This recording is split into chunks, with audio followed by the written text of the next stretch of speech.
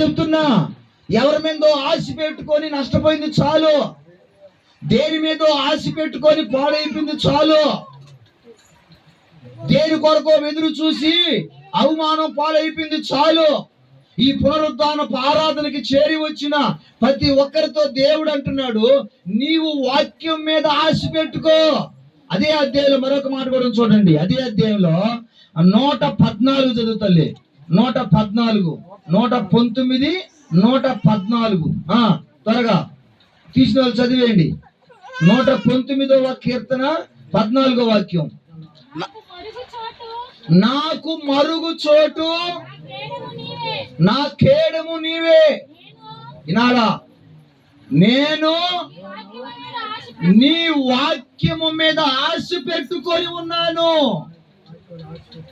ఇంకొక మాట కూడా చూపిస్తా చూడండి.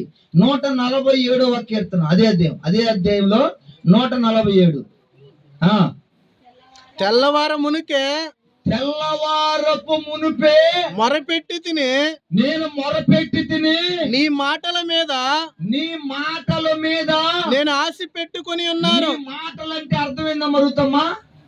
వాక్యమేగా.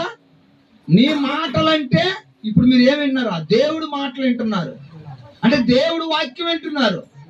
4 చోట్ల 119వ అధ్యాయంలో 4 చోట్ల రాశాడు. ఏమని రాశాడు? నీ వాక్యం మీద ఆశ పెట్టుకుంటున్నాను, నీ వాక్యం మీద ఆశ పెట్టుకుంటున్నాను, నీ వాక్యం మీద ఆశ పెట్టుకుంటున్నాను, నీ వాక్యం మీద 4 చోట్ల. ఒకటి, నీ కోసం ప్రాణం పెట్టిన యేసయ్య మీద ఆశ పెట్టుకో. 2, నీతో మాట్లాడుతున్న దేవుని వాక్యం మీద ఆశ పెట్టుకో. ఆ వాక్యము నీ పాదాలకు రాయి కూడా తగలింది. ఆ వాక్యము శత్రువు నీ జోలికి రానిది. ఆ వాక్యము నీ పాపాన్ని క్షమిస్తుంది. ఆ వాక్యము పడిపోయిన స్థలంలో నుండి లేవనెత్తుతుంది. ఆ వాక్యము నిన్ను బలపరుస్తుంది.